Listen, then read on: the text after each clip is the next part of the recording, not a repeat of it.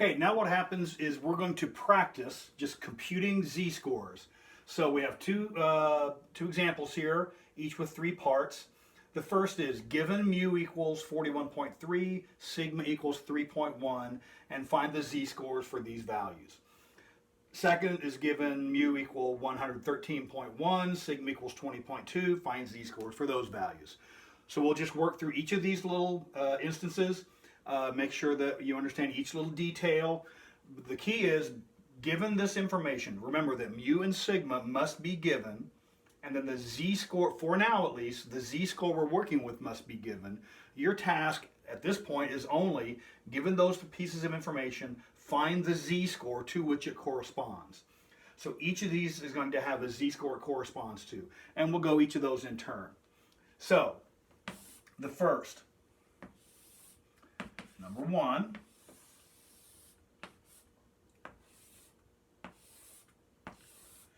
every time you do one of these problems, I want every time you do a problem, you're going to draw this picture. So we're going to end up drawing this picture 6 times, ones for each of these problems. If you want to get full credit out of me, you're going to draw this picture every time you work one of these problems. So this is the curve, the 2 scales. This is the x scale, this is the z scale, and put on the picture all the information you're given. So mu is given to be 41.3. Writing the standard deviation underneath the mean is not required, but I like to do it every time. That way I know where to look to find it when I need it. So every time I do this, and you should do this the same way, every time, put mu exactly in the center. That's where the curve is centered. And underneath it, just for reference, we're going to write the standard deviation, 3.1. And then put on the x-axis the value in question. So our value is 48.5. If this is 41, I know 48 is over here. And our task is to find that number. We need to translate from the x scale into the z scale. And that formula is z is equal to x minus mu all over sigma. It's substitute, simplify, couldn't be simpler. So, in our case, the value for x is 48.5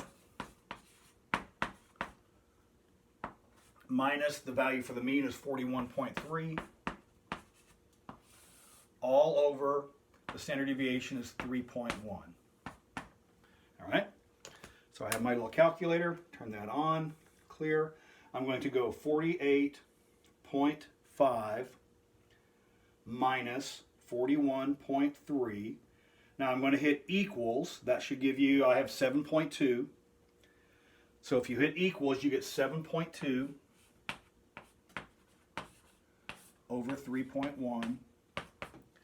And divide that by 3.1. My value is 2.32258 something something. Remember that for our purposes, you always have 2 decimal places. Always round to 2 decimals. We will use the simplest rounding formula. Anything from 0 to 4 you round down. Anything from 5 to 9 you round up. 0 to 4 rounds down. 5 to 9 rounds up. I have 2.3222, so I'm going to write my value as 2.32. So the z-score that corresponds to 48.5 is 2.32. Now, practice that 5 more times. Let's do one more together and then see if you can do the rest of these by yourself. So I'll practice number 2 with you. Same given value for mu and sigma, but now a different value for x. But every time you do a problem, you write the same picture. So I'm going to draw the normal curve.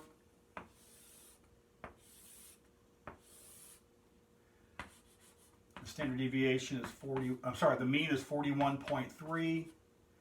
The standard deviation is 3.1. And our value for x is 33.3.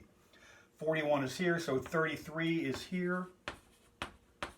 Remember that the scale is not important, but I know 33 lies to the left of 41 on the number line. And now it's this procedure again, using 33.3 instead of the other 48.5. So, z is equal to x minus mu over sigma. Every time, write the formula. Write the formula every time. And that's 33.3 is the value for x, minus the mean, 41.3, over the standard deviation is 3.1. Now, if you're not careful, your machine will do the order of operations in a way that you're not sure of. If I just type in 33.3 minus 41.3 divided by 3.1, I get the wrong answer. I get 19.97 something. The reason is the machine assumes that you know the order of operations even if you don't. So what needs to happen in the order of operations is the numerator needs to get computed first by itself and then divide by the denominator. So instead, we need to type in 33.3 minus 41.3. Hit equals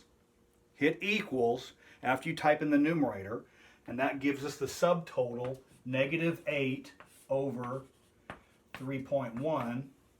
So divide that by 3.1, and that's my value, -2.58.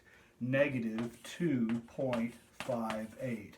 It should make sense that our value is negative because we know that this is centered at mu. The z-scale is centered at 0. Values here need to be negative, so sure enough, -2.58, we're in the right ballpark. So our value for x of 33.3 gives the z-score of -2.58. So now, why don't you pause the video and see if you can compute the z-scores for the other, in this case, the one here and the other 3 down here. So do those 4 items by yourself and see if you can stop the video, or I'll stop the video, and then when we pick up the next one, I'll have the solutions for these written out.